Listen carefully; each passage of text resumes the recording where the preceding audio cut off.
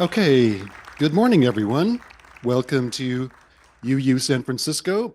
I am Jeff Peckrell. I'm the co-chair of the Forum and the Human Rights Working Group, which is the committee here at the church that puts on the programming for the Forum.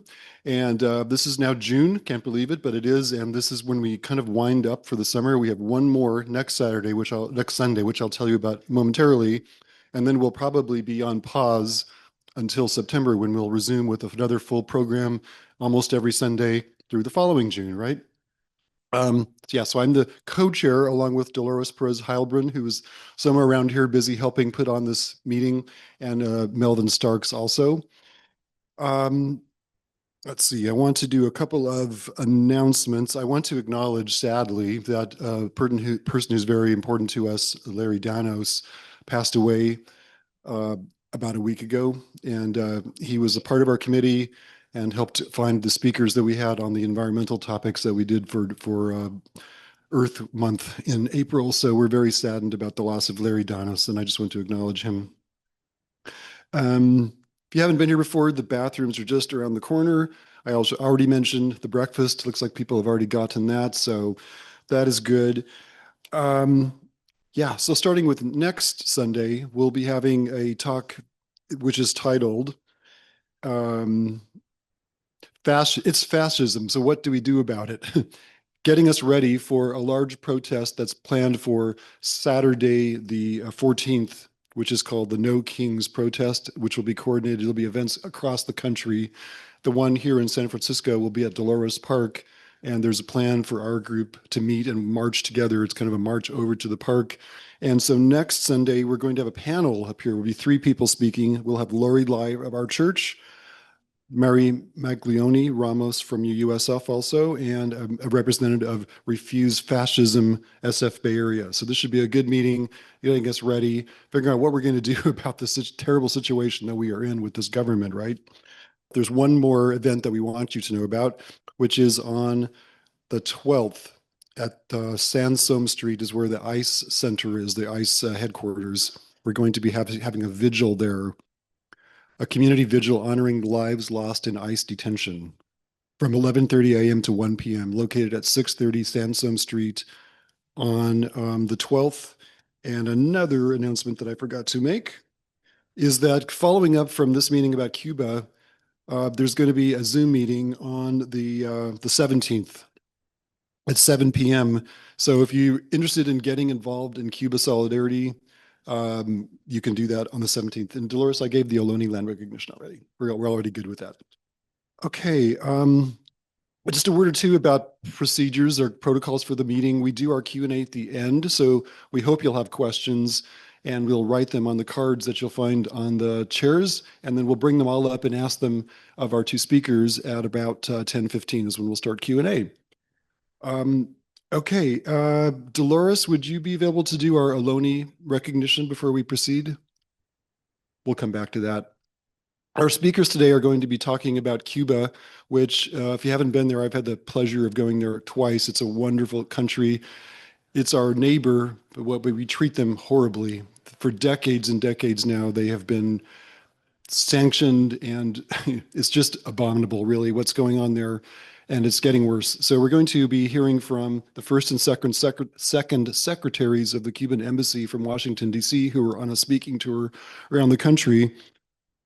On your chairs, you'll find a brochure, which is, if you're motivated to want to try to help Cuba, this is an organization that is doing that in various ways, and we'll hearing more about them. But that's the cubanormalization.org brochure you've got there. There's a sign-up sheet that will be circulating if you'd like to be on a mailing list to get updates from them. Mark Ginsburg is going to pass that around right now, so please sign up for that. And I'll do the Ohlone land recognition. So basically, we are sitting today on unceded Ohlone land that belongs to the native peoples of this country, and we are here at their pleasure. And we just want to honor them and thank them for letting us use this land, really, basically, is it. Okay. So our speakers are David Ramirez Alvarez and Yasser Ibarra, the second and first secretaries of the Cuban Embassy, respectively. And we are going to hear about Trump's escalating aggression against Cuba and build solidarity with Cuba's resistance. We will learn more from Cuba's revolutionary advances in healthcare, education, LGBTQ rights, and environmental protections through a unique educational exchange. Is this right? Well, you'll clarify. So I'd like to, at this time, welcome either David or Yasser, as you wish, to speak from the podium here. Okay, good morning for all of you. Well, my name is Yasser Ibarra. You must know, you must have read. I am first secretary at the Cuban Embassy here in United States. I am the honor to work with the Solidarity Movement, the organization of progressive sectors that have been supporting the Cuban cause for several years. And as a diplomat, my first words is it needs to be thank you for that. Thank you for being here. Thank you for your love, for your peace. Thank you for sponsor peace and sponsor love for the Cuban people. Well, today we gather in this sacred place, but guided by the principles of love, justice, and dignity. Sorry. That must unite us as human beings. In a critical moment of the humanity, it is important that we reflect on our role in building more just future for all. We know that the relationship between the countries of Cuba and the United States have been tense, but we also know that tension should not be a barrier to human solidarity. Cuba has been for more than half a century the victim of a cruel and unjust blockade that has affected our people, our children, our family, their access to food, medicine, and opportunities to grow up. Yet, the same people have demonstrated incredible resilience, maintaining the culture, our dignity, and the love for the humanity despite the hardship situation. I consider that visiting Cuba, getting now to the people the first-hand expression of what Cuba is in real. You know, it's a reminder that despite the policy that divides us, we cannot forget the fraternity that unites us as human beings. In this sense, I think the priority must always be to support effort to lift the blockade, which not only prevents economic development but punishes those who need help the most. Moreover, the unjust designation of Cuba as a state sponsor of terrorism only perpetuates mistrust and obstructs the access to the people to vital resources.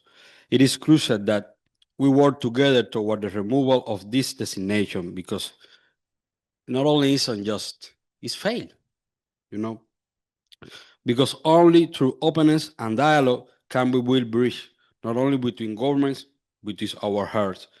It is our responsibility to raise our voice in defense of the Cuban people, of the American people, of the people of the world. Despite everything, I engage you to continue fight for the dignity, the right of our self-determination and our freedom. In this time of division and confrontation, let's also remember that the true strength of our faith lies in our ability to extend our hand to our neighbors, the Cuban people, the American people. We are neighbors. Justice and peace can only be achieved through solidarity, and Cuba, our people, and their destroyers deserve our support. Thank you very much.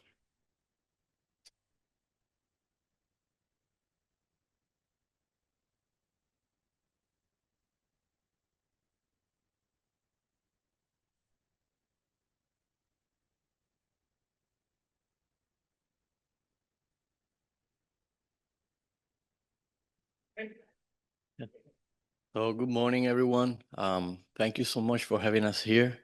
I don't have a speech prepared because I think it's important that we have a more of a dynamic and interactive conversation. So I'm David Ramirez. I am the what you would call the public affairs official at the Embassy of Cuba here in the United States, and we are very honored to be in this beautiful place in San Francisco, sitting with you on a candid and honest conversation. So I would like to ask you, how many of you have visited Cuba? Wow, that's a good quorum. How many of you have gone more than once? Okay, all right, that's a good number. How many of you hear good things about Cuba on the news? Yeah, that's exactly what I was expecting. How many of you hear horrible things about Cuba on the news? Exactly. So yeah, that's what we're here for. We're here to tear down all of this propaganda machinery that is based upon a whole lot of money and based upon political power and political interests here in the United States that aim to destroy the Cuban Revolution. Cuban Revolution, I don't know if you probably know very well the history. There was a revolution that toppled the dictatorship in 1959. And from that moment onwards, the people of Cuba decided to have a more just society, a society based on equal rights for all, a society which was sovereign and independent. And unfortunately, all of these objectives clashed with the objectives of the United States in regards to our country. Our country was a nation that was deeply structured on the reproduction of poverty. It was a highly agricultural nation that produced sugar for the United States, where more than 70% of our land was owned by very rich landowners here in the United States, where the basic means of production of having a wage for the people of Cuba was based on the high season of crops and the low season of crops. So basically, we had 2 months of work, and the rest of the year people were searching for jobs. It was a country of 6 million people, where 80% of these people were under the lines of poverty, and where Havana was the only city that could actually have, I mean, economic possibilities for the people. Obviously, a revolution changed it all, changed it from the ground up. We decided to develop our society in terms of education. We decided to develop our healthcare system. We decided to teach the people how to have a more dignified way of living and of seeking for social justice. Um, that obviously again clashed with all of the interests of the United States. For more than 65 years, Cuba has been under a cruel, unjustified, and inhumane blockade by the United States government. Right now, it has been strengthened and modified and intensified, which is aimed directly at the Cuban people. There was a memorandum at the beginning of the 1960s by a undersecretary, if I'm not incorrect, from the State Department, whose name was Lester Mallory. And the basic arguments of this memorandum was that the revolution in power is very popular.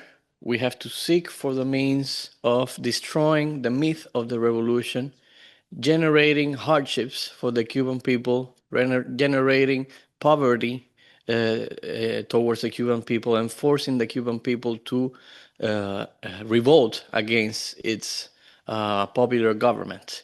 Unfortunately, this has been the principle of the US policy in regards to Cuba for more than 65 years. Tactics have changed, strategies have changed, but the main goal persists, the main goal is maintained. Obviously, we are very proud of proving the United States government wrong. And every year and every electoral campaign in the United States, we prove the United States government that they are failing in this cruel policy. But that does not mean that it is not harming the Cuban people. The Cuban people is suffering for a really long time this unjust policy that obviously is aimed at that, with that specific purpose. Right now, we are under a rainforest blockade where there's about 243 economic measures aimed at harming the sources of income of our country. There is a very strong bill which was codified in the 1990s called the Helms-Burton Act, which basically codifies the embargo against Cuba within Congress, within government. There is also the state sponsors of terrorism list. We have been designated terrorists by the government of Donald Trump, which has a direct and transcendental, very negative effect against the economy of Cuba. And what we are going through right now is one of the hardest times in our country. Our country is suffering blackouts. We are having issues with water supply. We are having issues with fuel supplies. We are having issues with getting the basic staples that we need for feeding our families. And it is all directly related or a result of this inhumane policy of the federal government of the United States. That is why we go to many states across this country, because we know that we have friends everywhere in this beautiful nation of people that feel love for the Cuban people, and that is why we're here to spread the word of Cuba. So I would love to, continue on this conversation, and if you guys have questions, Q and A's, and everything, we're open for that. So thank you very much. Okay.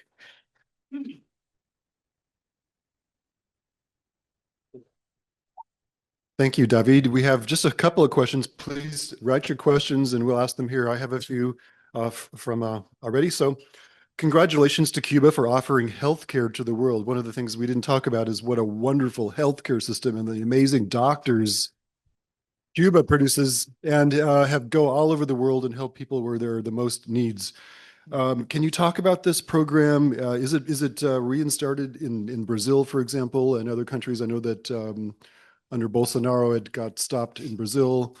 And what can you be better supported in this work? Is there anything that we can do with the healthcare program? Yes. Yes, this is a very good question. Cuba is very well known across the world for its solidarity in terms of medical help. We have the highest number of doctors per capita around the world. And obviously, having so many doctors is good for us because that means that we are able to help people from other nations to, lend our hand in solidarity with the nations that need have a strong need of medical help, within the healthcare sector. So we have two methods of sending doctors to other countries around the world. We have medical cooperation and we also have medical brigades. The medical brigades basically go to countries that are in urgent or emergency needs, that have gone through maybe a natural disaster or an epidemic, and we do this without asking for anything in return. So free of cost, we are helping and lending a helping hand. We have more than 25,000 doctors around the world in medical brigades, in cooperation groups. All of the continents of the world have Cuban doctors. We during the Bolsonaro government, they managed to lead a very negative campaign against the doctors, in which we had more than, if I'm not incorrect, between 2,000 and 5,000 doctors in Brazil, which were working in different places in the Amazon, in the countryside, in the unhospitable places that their own native doctors would not go to. So that is the main goal, the sole purpose of Cuban doctors, to lend a hand in places that are in most need. There were tribes in the Amazon that had never had a doctor in their lives, and for the first time, there were Cuban doctors, treating patients who had, very common, very normal, very basic diseases that could be treated very easily, and that we, in a way, helped raise their life expectancy, and helped in in giving birth in all of these issues. Unfortunately, this campaign was effective, so Cuban doctors left Brazil and went back to Cuba. Right now, we have medical brigades in places like Mexico, Bolivia, even in Europe, we have doctors. We are under another new, renewed campaign by the US government that are trying to accuse our doctors of being, or our government of being, slave trade, human traffickers, that are not giving, the basic needs to the doctors, that these doctors are being forced to do things, which is totally bogus, which is totally fake, because the main goal of the United States government is to destroy the myth of the Cuban medical, solidarity. And they are pressuring many countries right now, trying to force them to stop medical cooperation with Cuba. We have doctors that are based in Haiti. We have doctors that are living in the most inhospitable nations, with a high rates of poverty, of diseases in Africa. We are very happy to have announced giving about 400 scholarships to uh, Palestinian nationals in one of the most beautiful projects that we have in our country, which is the Latin American School of Medicine, where we bring students from all around the world, from developing nations, so that they study medicine and then they give back to the people when they graduate. So, more or less, that's. Sorry. Uh, Speaking about this important issue, it's important that you know that nowadays we are facing one of the most biggest missing campaign of misinformation against the Cuban medical cooperation around the world. But this campaign is made in United States right now is funded by the budget of the national budget of this government. At the end of the day, for difficult to believe that you are paying for this campaign with your taxes and with your money, and it is very cruel, but this campaign has only one purpose, is to discredit the medical cooperation around the world, the histories of solidarity of humanism that Cuba have been done for the health of the world, and of course try to cut the, the project that we have as a source of income for Cuba, because attacking this campaign not only affect the Cuban people, it's also affecting the humanity. It's also affecting those people around the world that are receiving the health system, the health service for Cuban doctors, And it's very cruel that when we talk about this issue, it's very hard for us, because it is not. It is a genocide with the rest of the population of the world that are receiving this service in this beautiful world. So that is why I convene you, to try to raise your hands, raise your voice in favor of the Cuban medical cooperation, because it's humanist, it's with the human purpose. It's good for Cubans, but it's also good for the rest of the population. Is it true that the embargo prevented syringes from going to Cuba during the height of the COVID pandemic? Cuba actually created its own vaccines as testament to the amazing healthcare system they have there, but they weren't able to vaccinate all their people. It's an absolutely cruel and barbaric policy to prevent syringes from going to Cuba. Is it true? Yes, it's true. And it's a big example of the magnitude of the blockade. It's not only an economic and financial measure, is also against the human life. During the 19 COVID pandemic, our country took a very transcendental decision. We need to close our borders, try to prevent and to save the life of the Cuban community. But as you know, for several years we have been a blockade country.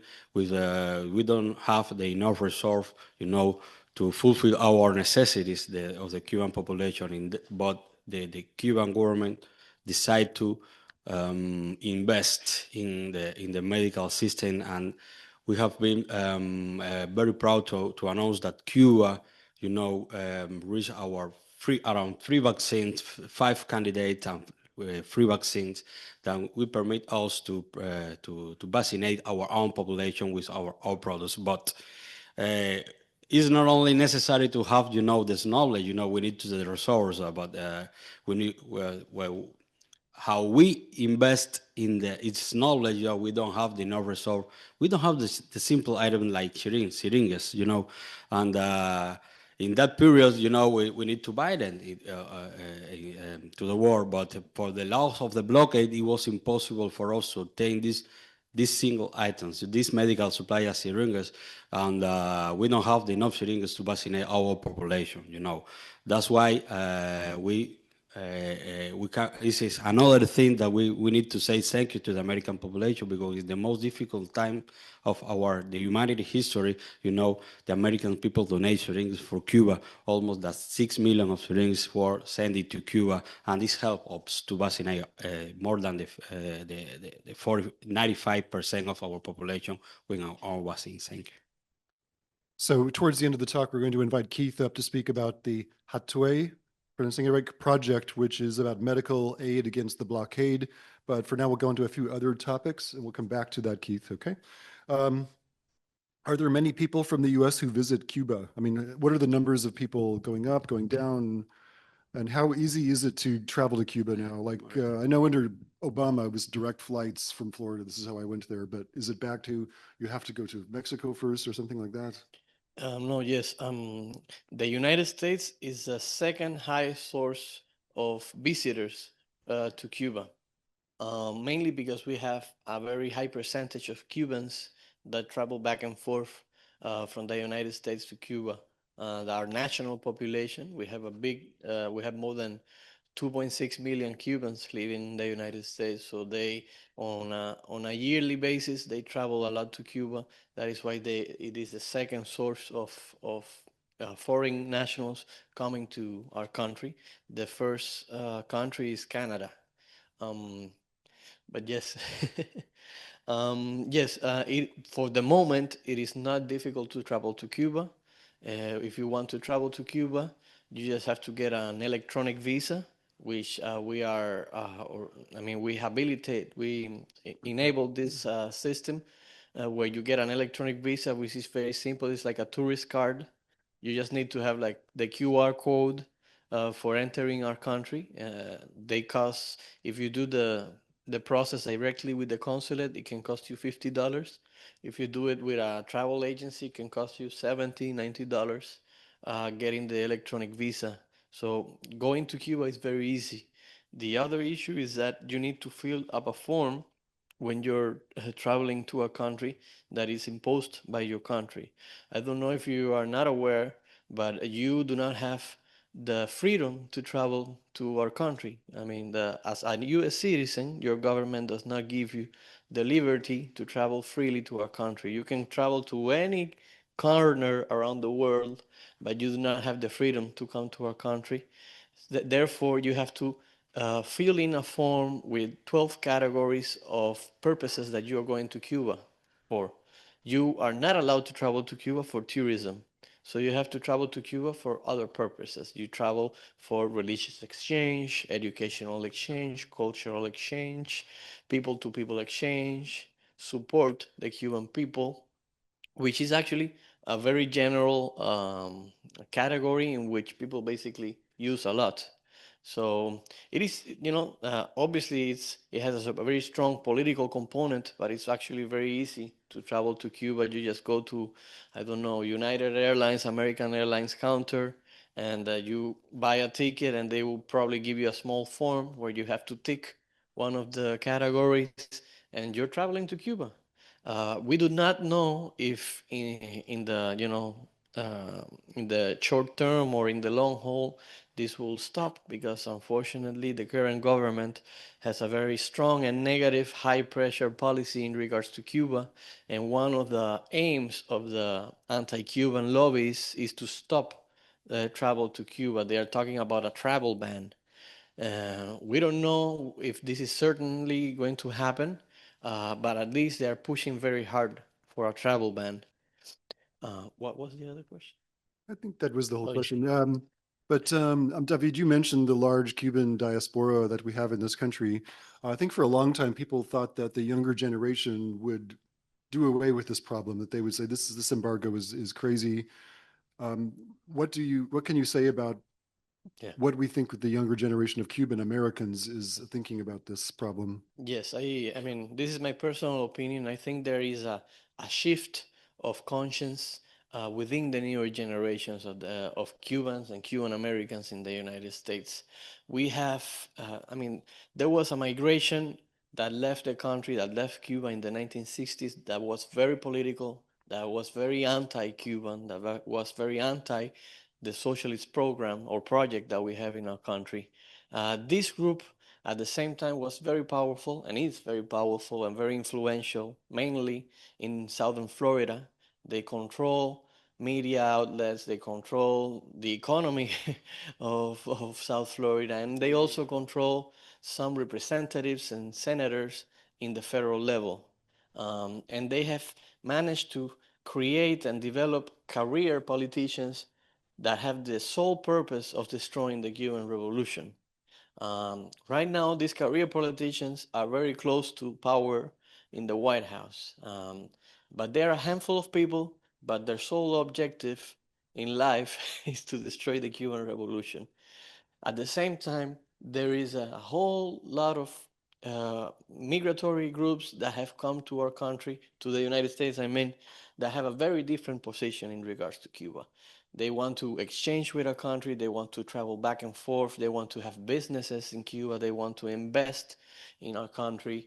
They are against this, political scenario, but unfortunately, the political spectrum, the political environment is so negative that they are forced to be very quiet about it. There is unfortunately this political bias, self-censorship. That if you just say as a Cuban, if you just say that you are not in favor of the policy of the United States, then they will call you, oh, blood-sucking communist, and you are, are you in favor of the dictatorship? How dare you? This is a free country. So this, there is this propaganda machine that makes many people feel intimidated, because at the end of the day, we're talking about migrants that are vulnerable, that have, certain, you know, um, uh, needs in this country, that they have to be careful, and they might be deported if they Yeah. are, too outspoken about what they truly feel. But what I can tell you is that politically they are not very loud, Hmm. but practically, in terms of practical exchange with Cuba, they are very active. I mean, many of these people, they come to the United States, they make a bit of money, and that money they try to invest in Cuba. They try to go back to their country and to help their people. And we have a very beautiful and strong relationship with our nationals in the United States, people that want to do more for our country. And we are very proud of that, because unfortunately that is not what you see on the news, but in real life that is what we do. And it is one of our main assets in the embassy, the Cuban population here in the United States. I have to think that if young people in this country could know about the suffering that this blockade is causing, they would be solidarity in much the way that there is solidarity for Gaza, right? Young people across the country, encampments, they're taking up the cause. If they could know what's really happening in Cuba, I have to think that they would. Um, is there annually a vote in the UN on a resolution to end the blockade? Could you talk about that, and how many countries vote against that resolution, and what are those countries? Well, that's a beautiful story. Really, it's a beautiful of solidarity around countries, around the world. Traditionally, the Cuban government have been presented a resolution in the United Nations to remove Cuba from to end the embargo, to end the blockade. So and it is not a coincidence, you know. It's a very beautiful expression of love around the world when was every year by year, 178 countries vote yes in favor of the Cuban resolution, but only 2 countries around the world votes against that. You know which countries? No, United States and Israel. So that's a beautiful expression of love, but despite of that reality, the Cuban government persists with the embargo, persists with the blockade, persists with the sanctions. This is, as I said, the most beautiful expression of love, but that remember us I remember to the United States government that they are in a big mistake. It's more easy to strengthen ties with Cuba, to engage with Cuba. We are able to cooperate with the people of the United States and the war, the countries around the world. I remember year after year, you know, to U.S. government, hey, you are in a big mistake. You need to engage with Cuba. Okay. Now we have a couple of related questions. So, you know, historically that Soviet Union and Russia were big supporters of Cuba, helping in many ways to help alleviate the embargo. But Russia is not so much able to do that anymore. Is China taking up some of that slack? Are they doing development projects? Is China doing that? And here's another question. With US imperialism now being challenged by a rival bloc, the so-called BRICS bloc, do you see any possibility of relief from the U.S. stranglehold on Latin America generally and Cuba especially? So China, Russia, and the BRICS bloc. You know, since the first day of the Cuban Revolution, my government has tried to strengthen ties with all international community, with several countries around the world.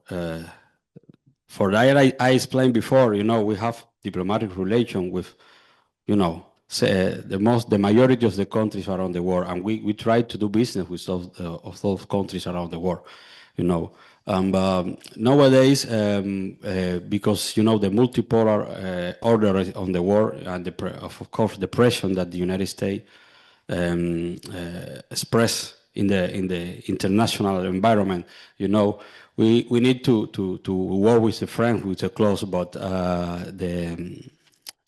it doesn't mean that we do not have business with the rest of the country. In the case of Russia, of China, you know, we have the same relation that we have with the rest of the world. You know, we open to do business with any country around the world, not only with China, not only with Russia. That things that you hear in the news is part of the campaign of misinformation that try to focalize, you know, to Cuba, Russia, China, Venezuela, Nicaragua as a progressive power against the capitalism, you know. But at the end of the day, we are open to business with everything. Yeah, one thing is the BRICS, you know. The BRICS is a very beautiful coalition of countries in the South, countries in developing, you know, that they are trying to create their own mechanisms to business between them, inside them. You know, Cuba have the privilege to be in the status as the associated states in this union. You know, it doesn't mean that automatically we are going to do business with all those countries. Of course, we have the same relation that we have with the other countries around the world. But right now we are waiting. We are expecting what will happen with that. You know, in the case of China, you know, as part of the same campaign, the U.S. government tried to show you that, you know, China is inside Cuba. We have a military space. China's base is space in Cuba. So everything is lie. You know, we have the same relation with China that China has with the rest of the countries in Latin American continent. You know, we receive a credit from China, so, of course, but we need to return it with interest. You know, we are open to the China's invest in Cuba as in the same way that, for example, Colombia or Ecuador has the China investment in Cuba. You know, we are open. In conclusion, we are open to do business with any country around the world. If United States want to lose that opportunity, you know, it's a problem. It's a problem for the United States government. Even we are open to do business with the U.S. government. Are there any countries in Europe or elsewhere that are working to help Cuba with trade and so on? Are any of them speaking out against the immoral U.S. blockade? And I will add to this, could you explain a little bit about how the sanctions work? What I come to understand is that countries that want to do business with the United States, if they do more than, I don't know, $1 million worth of business with Cuba, they are disallowed to work with the United States. Yes, thank you for your question. We call it blockade because it's an act of war in times of peace against Cuba. There might not be bombs dropping in our country, but there are economic bombs being dropped against our people. We are being encircled by economic coercive actions against our economy. It's a blockade because it has an effect on third countries, on third parties. Whoever dares to negotiate, to trade with Cuba is vulnerable of being fined or sanctioned, and it has the vulnerability of stop having direct engagement with the United States. The United States is the hegemonic economic power of the world, or at least the hegemonic financial power around the world, and nobody wants to stop trading with the United States. So the blockade is, we call it blockade, but it's a system of economic measures, coercive measures imposed by the United States government for more than 65 years. It is based on different laws that is being applied against our country. One of the first laws or executive orders is the total embargo against Cuba, which was imposed by Kennedy in 1961, if I'm not incorrect, which is every year is reinstated, ratified by the next president. There is also the Trade with the Enemies Act, which is also an executive order which is ratified every year. We have also the Helms-Burton Act from 1996, which is the most comprehensive economic sanctions structure that was passed in Congress, which basically codifies the embargo in government and does not allow us. I mean, it ties the hands of the executive branch from trying to do more if they were interested in doing more. But there is also the Torricelli Act from 1992, which prohibits Cuba from engaging with American entities from third countries. There was a moment where we could buy products from the United States from places like Argentina, Mexico, whatever. Obviously, the United States government figured that out, and they prohibited that as well. But now you also have the terrorist list designation, which is like a scarlet letter, a very big T on your country, which means that you do not have access to credit institutions, to investment from very big banks. In less than 48 hours after we were designated terrorists, we lost about 40 international banks. 40 international banks left our country. One of the negative actions imposed through the terrorist designation is that any European national that wants to go to Cuba for tourism loses the visa waiver that they have for going to the United States. This has meant that in the last 2-3 years, more than 600,000 European nationals have not been able to come to Cuba and just go to other countries for tourism. Because, can you imagine making this life-changing decision just to go to Cuba for tourism?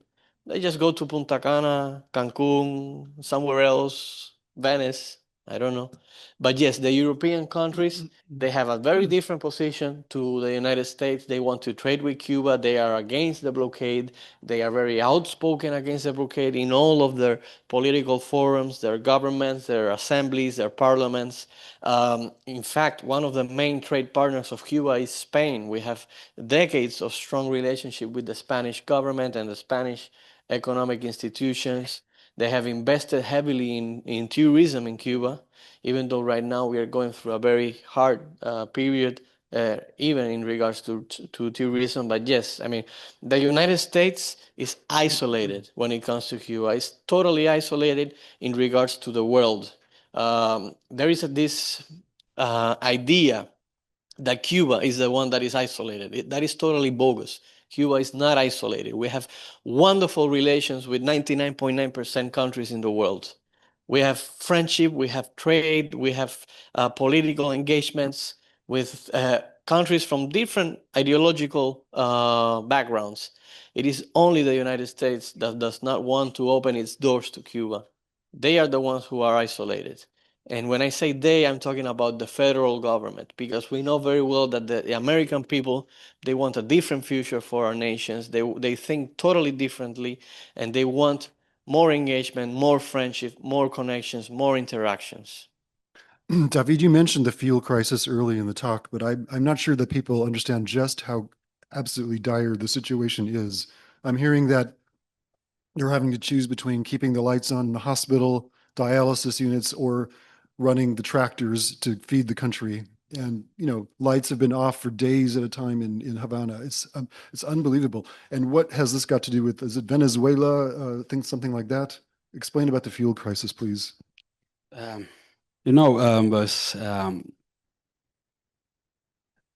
nowadays our country is through a difficult situation because all the sanctions, because as a result of this criminal policy. You know, like in any country, we need we are sort of Cuba is a small island from water, with a small population. We need to import the majority of our goals of our needs to resolve the necessity of the population. Can you imagine? I can't imagine, what happened in the heads of the leader of the Cuban Revolution, to try to solve off problem of the population, because when you try to import, for example, meat for the children, or chicken for the population, you have the same money to do this and to do that, and you need to decide in that moment. But in that moment, you face a new sanction of the U.S. government affecting that specific proposal. You need to change all your strategy, your planification. It's so very hard work of our leader to try to solve the day-to-day needs of our population. But nowadays, we are facing a very high crisis of fuel, because we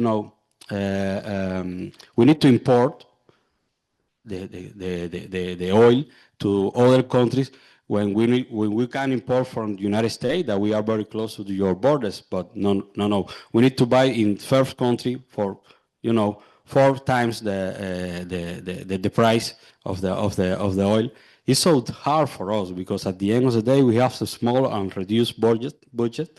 For that, we need to decide what we can do with the same money. It's caused blackouts, several blackouts, but it caused that we need to close industry that are producing food, for example, and decide to put this food for the public transportation, or for generate electricity. It's a very hard situation.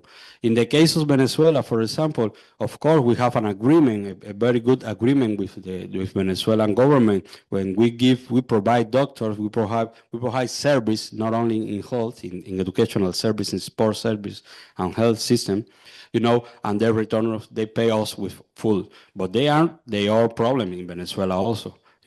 They have a contract to fill with this country, and of course we don't have received the enough food that we need. The same problem we have with Mexico. Mexico has a very high production of food, but they need their own contracts, their own business, and of course we have a very small business. We provide service, we pay for part of this food, and we receive, but it is not enough. It is not enough. So someone asked, why is the U.S. interfering with Cuba, and what is it trying to accomplish? So I guess we need a little bit of a review of the history, going back to JFK, back to the revolution. Why did this all begin, and how has it continued like this? Why is the U.S. doing this? Well, it's a almost 70-year-old story. The older generations, obviously, they know about this. They have more of a life experiences about how it all started, how it all began. But I think we have to go back to one of our initial points. It's the U.S. government holding the grudge against Cuba for the simple fact that we have decided to be an independent country, a sovereign country, a country that does not answer to the needs of the United States, to the objectives of the United States, that seeks a better future for its people, that seeks social justice for its people, that seeks to to distribute wealth in a more equitable manner. Without capitalism. So basically, it's a more than 65-year-old policy of not forgiving Cuba for deciding to change its future on its own means by its own people. And it is very unfortunate, but there is something positive that has come out from so many years of resistance and resilience. We have become a very innovative country. We have become a country that is always seeking for a way out of its problems. You will never ask a Cuban national, a Cuban citizen, if the water goes out, if the lights go out, if there is, a transportation problem, we will always find a way to, solve our problems, to seek for a better future for our families. If we don't have a car, we get a bicycle. If we don't have electricity, we use solar panels to power our people. If we don't have water, well, we accumulate water from the rain. We will never stop. We will never stop. We will continue resisting. We will continue persisting in our economic and political projects. And that is one of the main assets that we have in our country, the strength and the will of the Cuban people for being independent, for being sovereign, for being a dignified people in our country. Thank you for that. Yeah. So skipping forward in history, we have several questions talking about the Obama, Biden, and Trump administrations, just like what is changing at the level of like the embassies and so forth. Yes, I'll be quick about this. During the Obama administration, for the first time in many decades, the United States government tried to change its tactics, not strategy, its tactics in regards to its relations with Cuba. For the first time, many decades, we normalized relations. We opened embassies. Obama even traveled to Cuba. The political spectrum scenario changed. The United States people knew that there was a better way to have a future with Cuba, and people started visiting our countries, exchanging with Cuba on a daily manner. People were happy. The Cuban people, for the first time in many decades, our GDP grew more than 3%. There were booming businesses in tourism hubs in our country. There were cruise ships, even though cruise ships are very contaminating and bring along many problems. But there were cruise ships coming back and forth from the United States. For the first time, the American tourism was higher than the Canadian tourism that we were receiving. But then the next administration came in, and since there is a Helms-Burton Act that codifies the blockade, what the Obama administration did was to flexibilize a few executive measures that were in their hands as an executive branch. And it was very easy for Trump to roll that back because they were executive measures that were not codified in law. In the first 4 years of the Trump administration, they actually took a long time to implement their measures against Cuba because there was a lot of pressure, a lot of resistance from within the government, from within the professional staffers that worked so hard for detente between our country, and all of a sudden had to roll it back.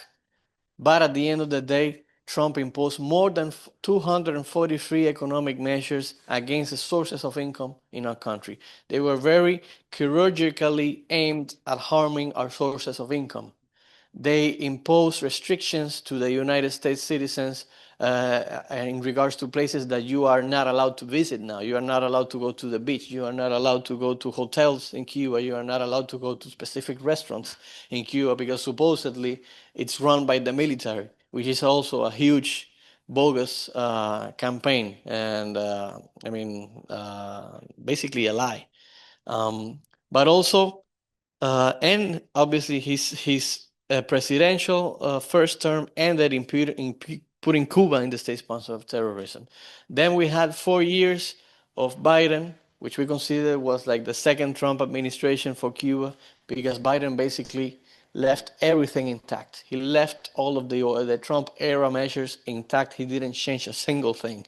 And whenever he spoke about Cuba, he spoke like as if he was Donald Trump talking in regards to Cuba. He did too little and he was too late when he took Cuba out of the list 3 days before leaving office, only to have Trump put us back on the list on January 20th this year. So we could say that we have been going through 3 Trump administrations, but at the same time, we have to reflect. Trump is not the person that cares about Cuba. We wonder if he knows where Cuba is. Sorry, I'm not supposed to make these comments. It's the people that surround him that have, this priority that they seek to destroy the Cuban Revolution. People that their careers are based on that, their incomes are based on that. So it's up to us, to work and find ways of trying to, bring down this unfortunate situation, and talk to our comrades, talk to our family members, our relatives, somebody that's in government, somebody that that's a friend, but at the same time is a Republican. Spread the word about Cuba. Tell them that Cuba is not what they think they are. Visit our country. Come to our country. See our country with your own eyes, and make your own conclusions. Everybody has their own doubts. Everybody has their own questions. Everybody says, okay, I think about this, but I'm not quite sure. Well, come to Cuba and you see with your own eyes what Cuba really is. You'll find only friendship. You will find only, positivity, friendliness. You will feel, fresh air coming into your lungs of friendship, of hospitality, of a peaceful society that is always smiling in the face of negativity, is always smiling at the face of difficult moments. And we definitely appreciate coming here. It has been a wonderful visit. This place is beautiful. I'm very grateful that you have listened to us for so many minutes without falling asleep. Can you take just a few more questions? Or Yeah, would you like of to? course. These guys are doing another talk this afternoon, by the way, over in Oakland. So 2 more. Okay, 2 more questions. Talks. 2 more talks today. Okay, we better give you some more Cuban coffee then. As well from Hotway, and Yeah. I want to make. Okay. So we'll just do another question or two. So, climate change, how is Cuba dealing with it? I know the hurricanes have been very intense and frequent. There's something called the Tarea Vida program. Could you just talk about that briefly? Well, being in conscious of our all problems in Cuba, we think that we can better the life of the Cuban population. And of course, we notice that the climate change is affecting us as every country around the world. So, as a part of the policy of my government, we try to solve the problem of the population, but we try to thinking in the future. Well, is the only way to save even money, and to use that in the main problem right now is thinking in the future, what we can do for the better future. And the environmental crisis that we are facing right now is affecting all of us. That's why in my country there are many programs. We are thinking in many programs of how to better the weather for the future, not only in Cuba. The Tarea Vida is a very noble program that when we put the strategy in one main pillar, the educational, the environmental educational in our population. The first thing is to be prepared how to face the climate change in the future. That's why we are cleaning our bays, we are cleaning our rivers, we are teaching our students how to preserve the environmental the environment, for they in the future, for the population in the future.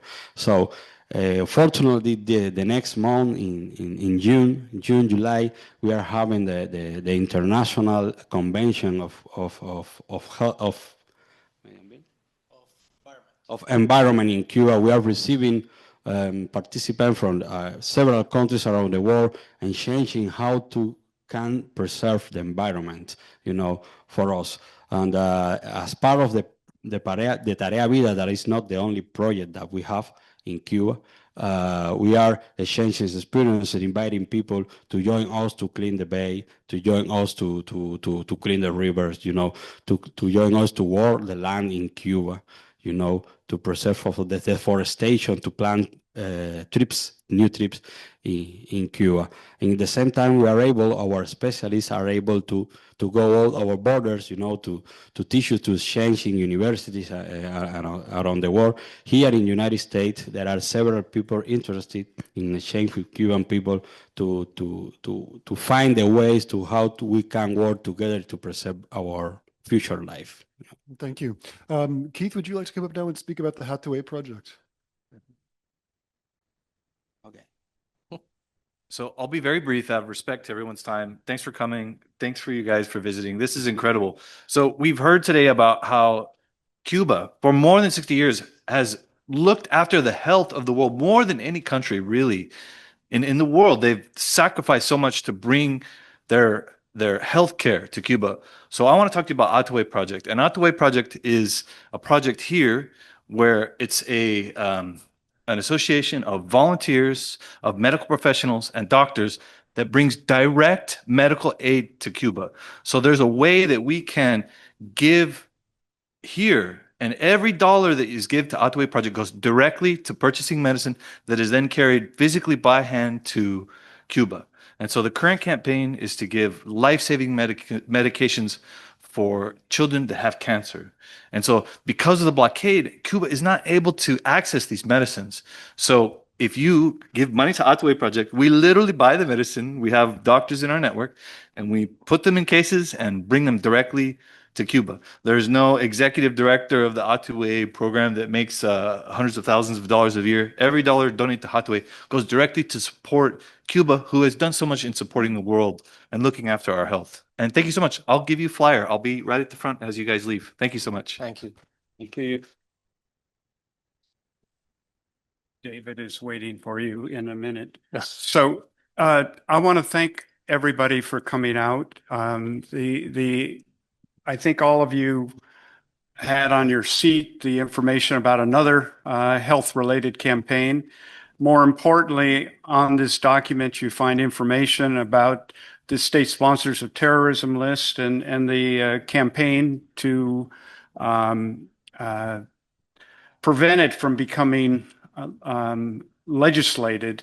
There's a threat to by the Force Act to do so, but it also gives attention to the U.S. government acts to undermine the international medical brigades that we spoke about.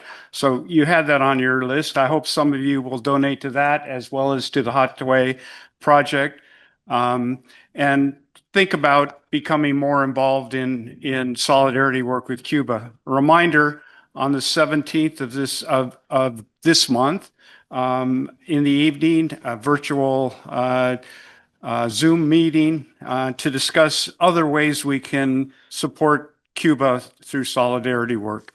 And at this point, I'm going to invite my Cuban colleagues to go back and get in the car because we're on our way to Oakland for the first of two more events. And I just have to mention, despite the fact that it looks like we're exploiting our Cuban colleagues, it is actually self-voluntary exploitation, because we created a small skeleton of a schedule, and they said, no, we have to add this, we have to add that. And as you can tell, they're incredible representatives of a marvelous country. So thank you. Thanking them. Thank you so much. David is waiting. And I will see you at the next event. Thank you, Yasser and David. I'll just wrap up with a couple of announcements. So next Sunday, we'll have our last scheduled forum for the season. And the title of this one is It's Fascism. So what do we do about it? And we have a panel of speakers, two of them from the church here, Lori Lai and Mary Magaloni. And we also have a representative from Refuse Fascism Bay Area, getting us ready for the No Kings protest that will happen on Saturday, the 12th. Okay. And I also want to mention once again on June 12th, which I believe is a Friday, at the ICE Center on 630 Sandstone Street, there's going to be a vigil out there. So I encourage you to attend that if you're able to, okay? Thank you, everyone.